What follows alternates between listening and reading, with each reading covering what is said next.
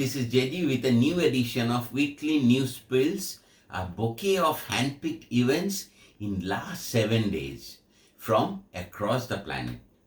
I request you to like and share this weekly news stories, subscribe to my channel and put in your valuable comments. Your comments will be a guiding light in my endeavor.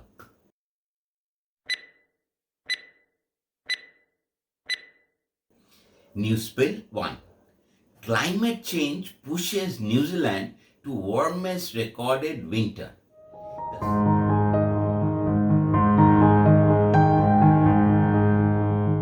Government notice of motion number 1 in my name regarding a declaration of a climate emergency. Mr. Speaker, I think the first and most important point to make is that this is a declaration based on science. That's right. The United Nations Intergovernmental Panel on Climate Change, the preeminent scientific body in the world on this matter, has determined that in order to avoid a situation, a disastrous 1.5 degrees Celsius rise in global temperatures and beyond, a rise that would see increased risk to human health and livelihood, civil unrest, mass drought, mass disease, loss of lands and homes, increased fires, increased tropical storms, mass human displacement and globally exhausted resources, then we must act with urgency, Mr. Speaker, to ensure global emissions fall to net zero by 2050.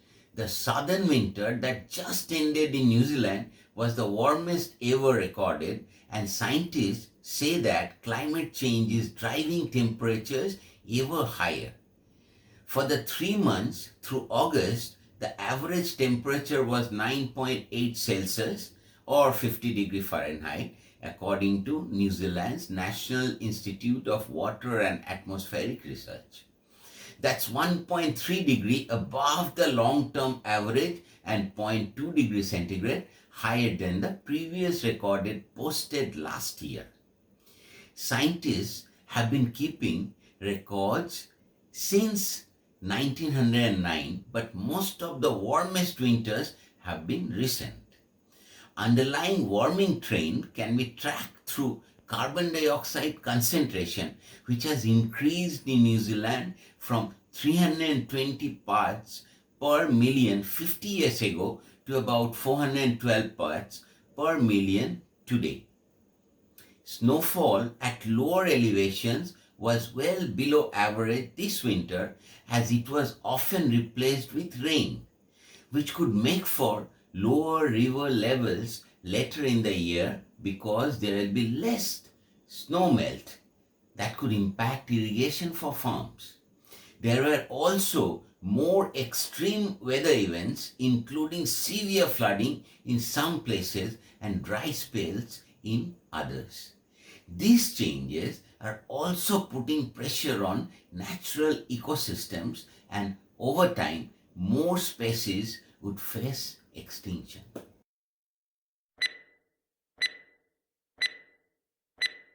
News Pill 2. No cashiers, please. Futuristic supermarket opens in Mideast.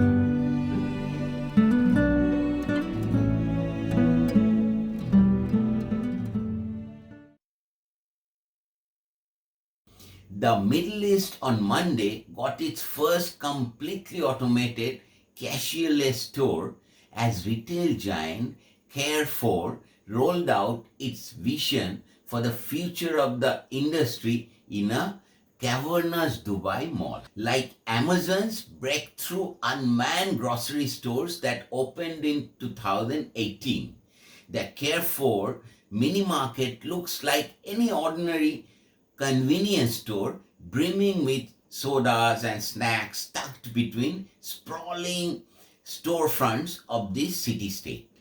But hidden among the familiar fare lies a sophisticated system that tracks shoppers' movements, eliminating the checkout line and allowing people to grab the products they walk out with. Only those with the store's smartphone app may enter. Nearly 100 small surveillance cameras blanket the ceiling. Countless sensors line the shelves. 5 minutes after shoppers leave, their phones ping with receipts for whatever they put in their bags. This is how the future will look. Hani Weiss, CEO of the retail at Majid Al Futtaim, the franchise that operates Carrefour in Middle East, told the Associated Press, "We do believe in physical stores in the future. However, we believe the experience will change. The experimental shop called Carrefour City Plus is the latest addition to the burgeoning field of retail automation.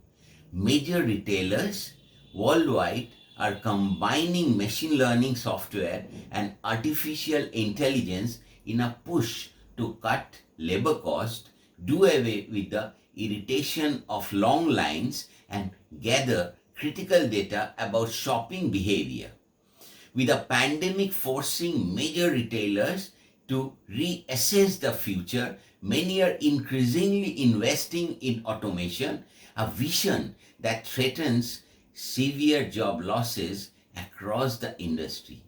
But Carrefour stressed that human workers, at least in the short term, would still be needed to support customers and assist the machines. There is no future without humans.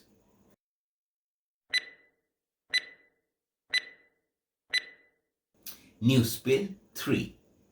Chip shortage could last into 2023, says car boss. This chip controls your car, stores data about what you bought, and runs the software on your laptop. These chips have come to power our lives, and only a handful of fabrication plants or fabs in the world have the know-how and infrastructure to make them. So most of the chips are produced outside of the US, like at this fab in Singapore. To build a fab is a big investment. And now the world is running out of chips because companies can't make them fast enough. When order really flooding in, we had to turn on every single piece of machine that we can find in the factory. The pandemic rattled supply chains and led to a surge in demand for electronics when people were stuck at home. While a perfect storm of natural disasters, a fire at one of the world's leading auto chip makers, and the ongoing US-China trade war disrupted the production and distribution of semiconductors. This shortage has affected whether you can drive a Jeep off the lot or buy a new PlayStation 5. The chip shortage that is disrupting global car production could continue into 2022 and even 2023, a leading German car industry figure has said. COVID has been a stress test for the industry, which needed a thorough review of its supply chains. Suppliers of semiconductor chips have been failing to meet demand in a wide range of industries. These include car making, which staged a quick recovery from the pandemic. The shortage has caused shutdowns in Malaysia and would significantly impact production and sales in the third quarter. Chip producers say this will bleed into 2022 from a structural point of view and then gradually get better. This meant the shortages could last into 2023, but hopefully not at the level of severity that has experienced in the last couple of months. This had been a stress test and a traffic jam for the car industry. It would take a while before everything was moving again. Car manufacturers will learn from this stress test and plan to look even deeper into all the tears of the supply chain to make the systems more robust. Mr. Kroger, a board member at Bosch, one of the world's biggest parts and system suppliers, told the BBC that the main reason for the supply squeeze in the car market was that demand had picked up dramatically.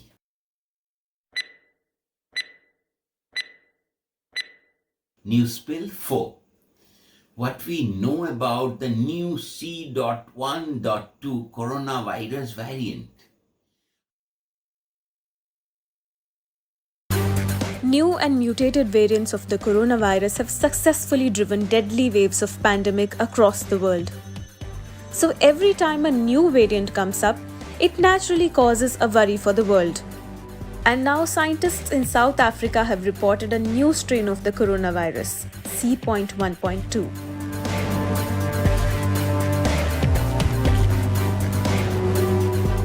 The mutations on this new strain are linked to increased transmissibility, and it might evade vaccines, a study has noted. C.1.2 was first found in South Africa in May, but it has now spread to all provinces of the nation. The strain has also been reported in Democratic Republic of Congo, Mauritius, Portugal, New Zealand and Switzerland. A new variant found in South Africa is getting attention for the number and types of mutations it contains and the speed at which they occur. While much of the world's focus has been on the Delta variant of coronavirus, a new variant has been identified in South Africa, currently referred as the C.1.2 variant. It is yet to be called a variant of interest or concern by the World Health Organization, but it is drawing the attention of scientists due to the number and types of mutations it contains and the speed at which the mutations have occurred. That is all for today. Thank you and goodbye for now. Stay blessed. See you in my next episode.